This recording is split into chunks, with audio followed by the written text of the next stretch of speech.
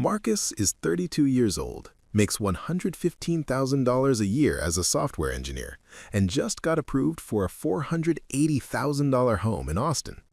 He's scrolling through Zillow at his desk during lunch, looking at granite countertops and walk-in closets. His pre-approval letter is sitting in his inbox.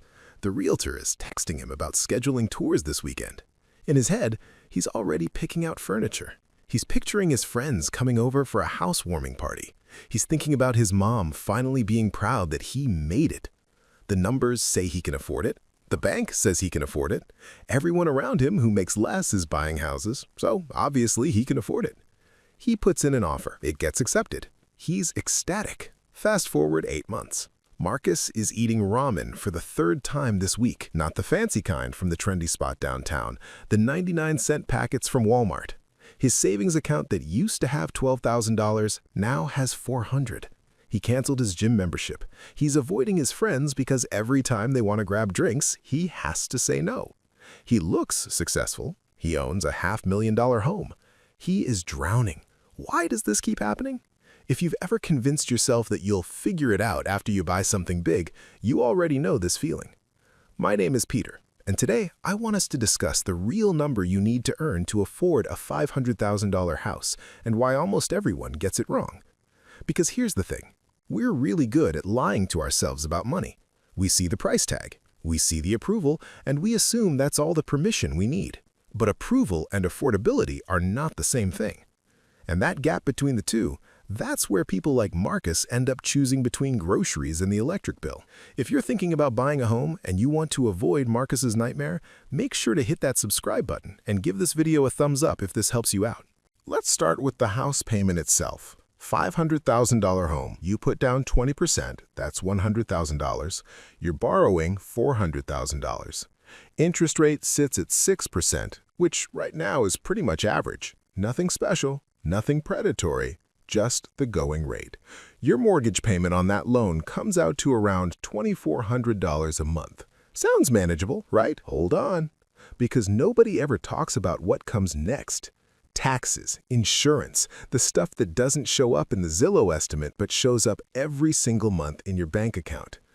Let's say taxes and insurance run about 1.5% of the home's value per year. That's $7,500 annually.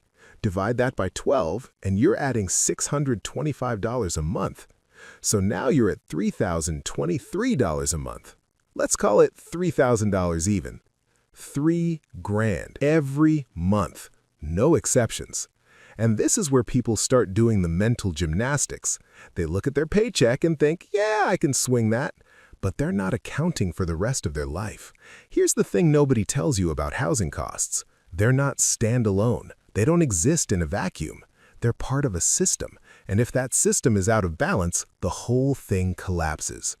The framework that actually works, the one that keeps people from panicking at 2 a.m. over their bank balance, is a 60-20-20 budget. 60% of your income goes to bills, rent, mortgage, utilities, car payment, groceries, insurance, the essentials. 20% goes to fun, restaurants, trips, concerts, whatever keeps you sane. 20% goes to savings, retirement, emergency fund, the buffer that keeps you alive when something breaks. Now, inside that 60% for bills, your housing cost has to stay at or below 30% of your total income, not 35%, not close enough, 30%. Because if it creeps higher, you don't steal from the fun money.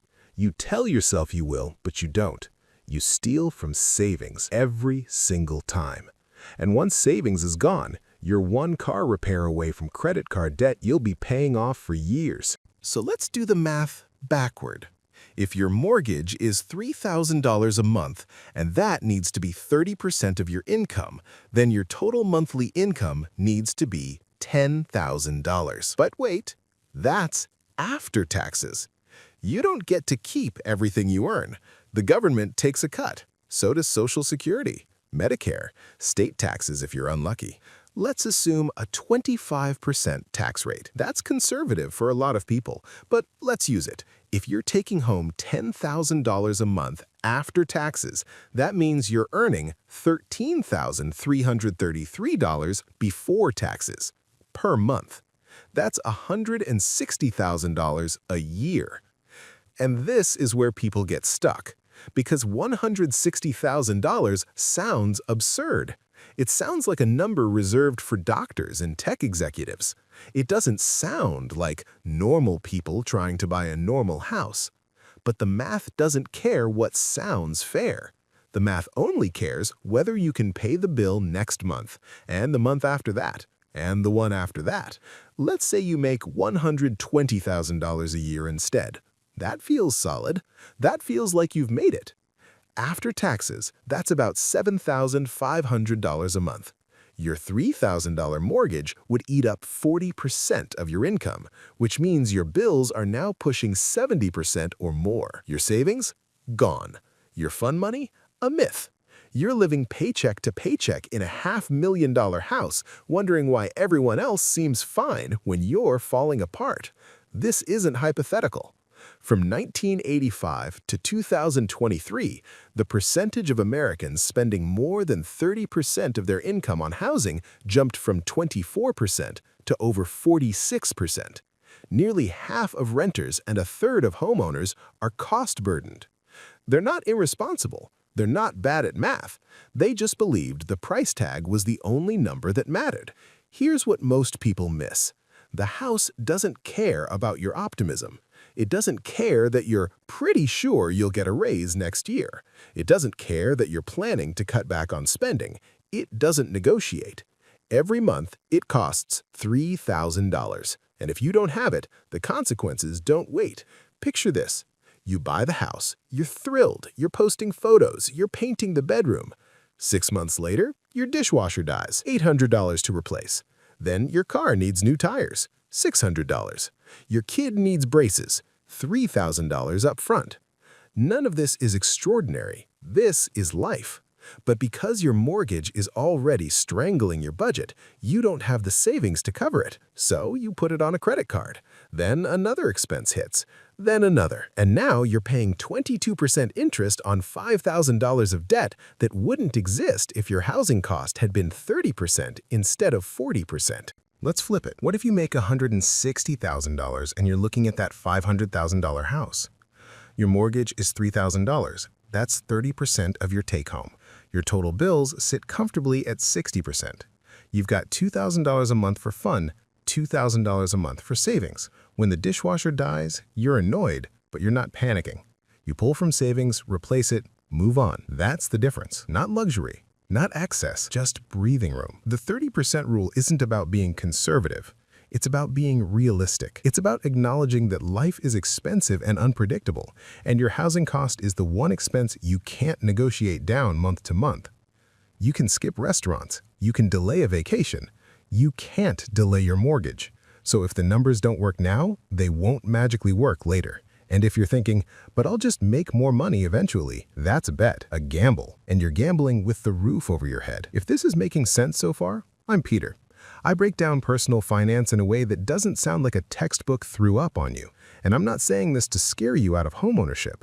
I'm saying it because too many people buy houses they can't afford and spend the next decade regretting it. The goal isn't to avoid buying a home. The goal is to buy one that doesn't own you. So what does this actually mean for you? If you're looking at a $500,000 house and you don't make $160,000, you have 3 options. 1. Increase your income, get the raise, switch jobs, add a second income to the household. Math is math, and if the numbers don't work, you need more numbers. 2. Buy a cheaper house. A $400,000 home drops your payment to around $2,400 a month, which means you'd need about $128,000 a year. Still not cheap, but more achievable. 3. Wait, save a bigger down payment. 30% down instead of 20% drops your monthly payment significantly. Or wait for interest rates to fall. Or wait until your income catches up.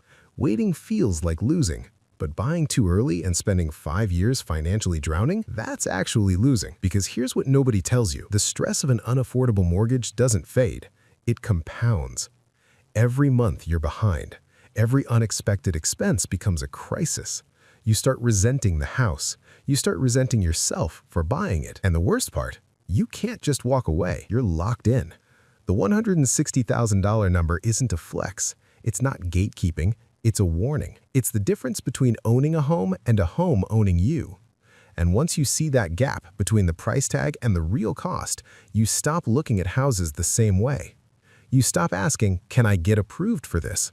You start asking, can I actually live with this? That's the shift. That's what changes everything.